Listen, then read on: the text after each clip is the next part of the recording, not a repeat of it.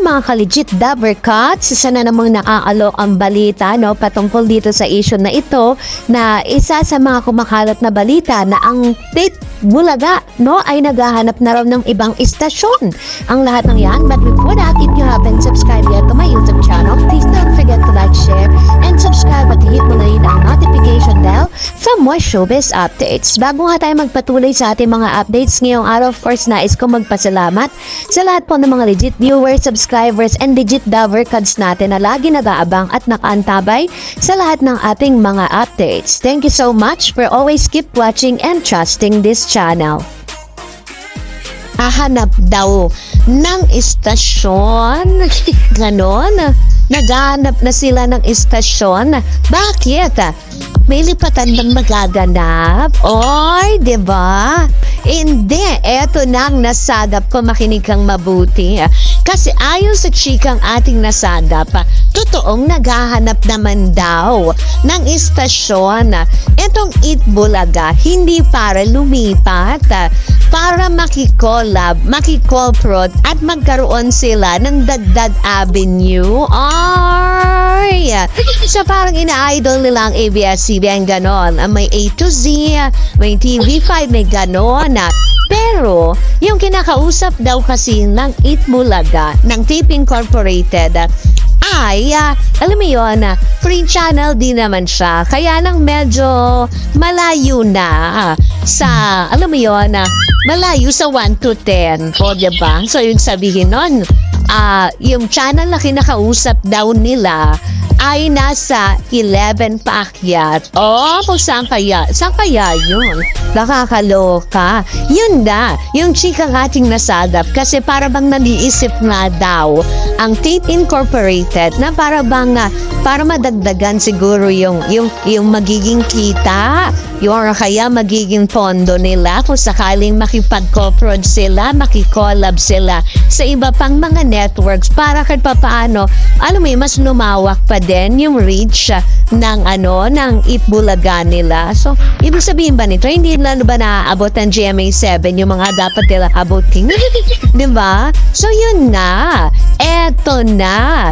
Diba? Ngayon, ay may chika pa na para bang urong sulong daw ngayon ang Tape Incorporated. Kaya naguguluhan itong, alam mo yon, na ay nila na, alam mo yon, i-collab na channel kasi nga hindi yata daw magkasundo sa magiging sharing. Ay, so ganon. Ang problema na naman natin dyan ay pera. So, ganun ba yun? So, yun na nga. Uulitin ko hindi sila naghahanap ng istasyon daw para lumipat. Kung hindi, para mas madandagan ang kanilang alam mo yun, channel na pwede silang mapanood at madagdagan daw ang kanilang kita. Alam taray nun. So kung anong channel yun, malalaman natin, aalamin natin ng gusto kapag meron ng konkreto kasi nakikipag-usap pa lamang daw. Actually parang pangalawang meeting na nagaganap pero wala pa daw pirmahan kasi nga nagkakagulo pa sila kasi may kumbaga parang andun pa daw sa stage ng laban-laban o bawi-bawi kasi kumbaga nung first meeting okay daw yung first meeting nila okay daw yung kanilang alam mo yon napag-usapan tapos yung second meeting parang may bawi-bawi ganun daw so syempre para sa pamunuan ng Tape Incorporated welcome po kayo dito sa Baklitas para if ever klaruhin itong issue na ito kung totoo man diba para maihayad natin at magkaroon ng kumpirmasyon na kung saan nga ba pa kayo makikitay up na istasyon ng alam mo yon ng telebisyon alam nga ba radyo diba nakakaloka yun pero yun na nga so alamin natin sa mga susunod pa mga araw kung saan nga ba specific diba sila makikikolab hindi lilipat makikikolab pero sabi nga ng ilan ay Bakit? Kasi kung ganyan nagpe-prepare, so ibig sabihin ba pinaghahandaan nila yung pag-i-end ng kanilang black time contract next year? Yan ang katanungan ng mga tao ngayon. Diba na posible nga ba na sinisiguro na nila yung kanilang magiging posisyon if ever man na hindi sila i-renew ng GMA 7? Ganon! Diba nakakaloka? Ang article din sa aspeto na yon, diba?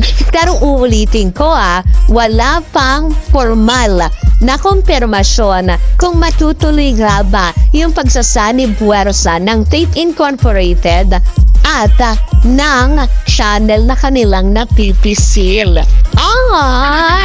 Kung ano man yan, aalamin natin yan. Diba? Kung saang channel yan. Pero bigay lang naman ng clue.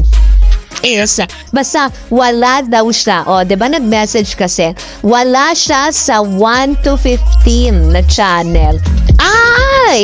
So 15 pataas. Ano to? Channel 45, ganon? Hindi daw. Diba?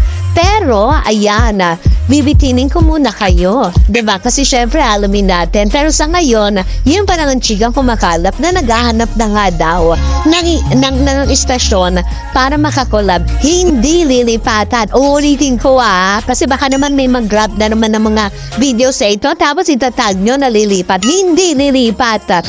Makikikolab. Diba? Nakakaloka yan. Anyway, siya po muna natatapos ang ating chikahan for today's video. Diba? So, bago nga tayo magpatuloy, bago natin tapusin ang video na ito, nais ko po munang mag-react po tayo sa ilan sa mga komento po ninyo patungkol po sa ating last update. Unahin po natin ang komento mula kay Fallen Angel. Ito yung di sila nabayaran ng 13-month pay, walang OT sa mga SS na di nababayaran.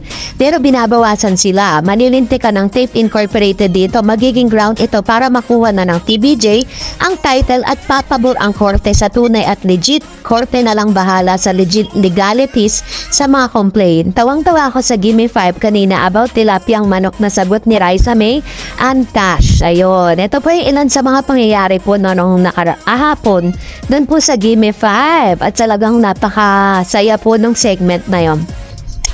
Mr. Oscar Cruz also said, ano ba kayo tatay, dating mayor, anak mayor, alam na natin yan, pinapatubo muna nila sa bangko yung pambayad ng pag-ibig, SSS at alam kung pwedeng kasuhan if the employer did not remit the contribution of their employees. Yun po yung ilan sa mga komento po ninyo. Alam, totoo po yan kasi parang sa labor po talaga sila mananagot. If ever, nakitaan nga sila ng ganon. Pero according po sa tape, meron daw po sila mga ebidensya or resibo na magpapatunay na hindi raw totoo yung mga aligasyon, no? So, maaaring maghaharap po sila sa korte. Sabi po ni user, dapat kasama ang ABS-CBN ng Tape Incorporated sa DOLE, walang 13-month pay at bonuses at pag nasa probationary, dapat regular na.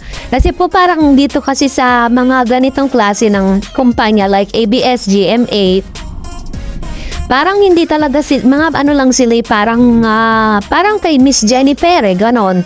Hindi talaga sila regular employee, no? At yun, ang pagkakaalam ko po ganun parang sila, may tawag po sa kanila pero empleyado sila, nag-work sila for that particular project, So, kaya po pag nakakita kayo ng mga staff, ang dami po nilang ID, may ID ng ganitong programa, ganon. Parang individual employee sila. Sabi ni Angelo Costa, yan talaga ang kasong mabigat, ubos pera ng balusbos.